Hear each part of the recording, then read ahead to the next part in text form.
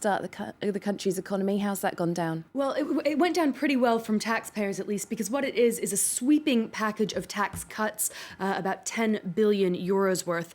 Now, what that amounts to concretely for workers who take in about 1,500 euros a month is an extra 80 or so euros in cash in their pockets each month. He also wants to decrease taxes on a lot of businesses by about 10%. He says most of those measures will be financed by cuts to government spending, as well as extra borrowing and resources that have been freed up thanks to a recent fall in Italy's borrowing costs. But it is a slightly controversial proposal to boost growth. Critics say the government should be focusing more on Italy's huge €2 trillion public debt and on bringing down the 12.9% unemployment rate. The new Italian Prime Minister, though, insists his proposals will reap benefits. Today, this government is telling you that starting from May the 1st, the state will put 10 billion euros in the pockets of 10 million Italians, those earning less than 25,000 euros a year. Despite naysayers, it's been done and is a feasible and viable reform. Well, from Italy to Chile, another new leader trying to tackle the economy of her country, Michelle Bachelet, wanting to reduce inequality in Chile. Yeah, she was sworn back into office on Tuesday, and she lost no time in trying to fulfill one of her main campaign pledges to help struggling families. On Wednesday, she submitted a bill that would provide grants of about $80 twice a year for families who need help with seasonal expenses, things like new school supplies and heating. She's also promised to reform the education and tax systems. She'll also have to try and stabilize economic growth.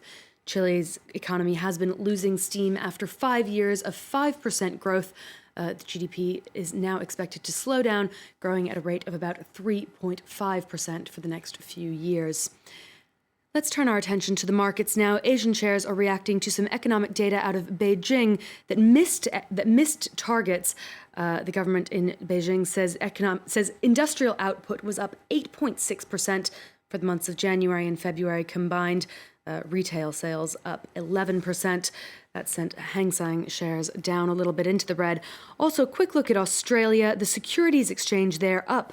As the government said, this economy had added over 43,000 jobs in February.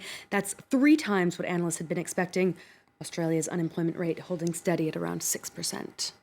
OK, now we're going to look across the channel to London. A French billionaire is hoping to lure commuters away from their cars and away from the tube into a scheme that we've already seen here in Paris. Yeah, these small electric cars that you can rent for sort of 15-minute slots at a time.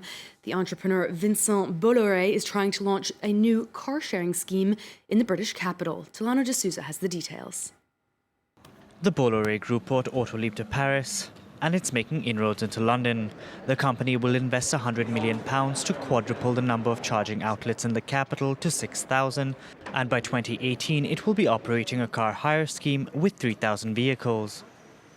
We're taking over the existing 1,400 charging points, and we will add 4,500. So it's an investment of 6,000 charging points, and in less than 12 months, we'll have our first blue cars in London. The Bolloré Group launched the Autoliv in Paris in 2011 and says it will be profitable in the third quarter of this year. CEO Vincent Bolloré is certain his success in Paris will translate. It complements the existing public transport system. It enables people to save money. It costs you a third of what a car would cost you. And it's going to lead to a decrease in the number of cars, as we see in Paris that a third of our Autoliv clients have decided to give up on cars or not buy a new one. Users in London will be charged £10 an hour in addition to a subscription fee. The success of Autoliv in Paris has seen the concept pop up in other French cities like Bordeaux and Lyon. The initiative will also be launched in Indianapolis in the United States later this year. OK, going through some of the other business news of the day. A less than fabulous day for a notorious French trader. Yeah, Fabulous Fab is what he was known as in his heyday. His real name, of course, is Fabrice Touré. He has been fined more than $825,000 by an American judge. This after a New York jury found him guilty last summer of misleading investors about the risk of mortgage-backed securities while he was working at Goldman Sachs before the housing bust. That penalty is close to what U.S. regulators had hoped for. They've described the case as a symbol of Wall Street greed. Indeed. Finally now, coffee is something that's very close to our hearts here on the morning programme. And you've got coffee of sorts for us. Starbucks trying to sweeten things up for their employees. Yeah, there's already actually a mobile app for Starbucks that allows customers to order and pay for their drinks with their smartphones. About 11% of clients already use that. Now the coffee chain is going to update that app so you can also leave a digital tip for baristas, for those nice people who hand over your coffee every day. Digital tipping is apparently one of the things that Starbucks clients suggest the most often, making it easier to give a little boost to those who provide you with your fix of caffeine for the day. Okay, very nice news for Starbucks employees. Thanks very much, Kate Moody. And we've also got more about phones in the French headlines with Florence Villemino. Hello there. We're talking about phone tapping, a scandal that we've been talking about for several days now. Yet more coverage in the French newspaper. That's right. We keep hearing more and more about it. It keeps getting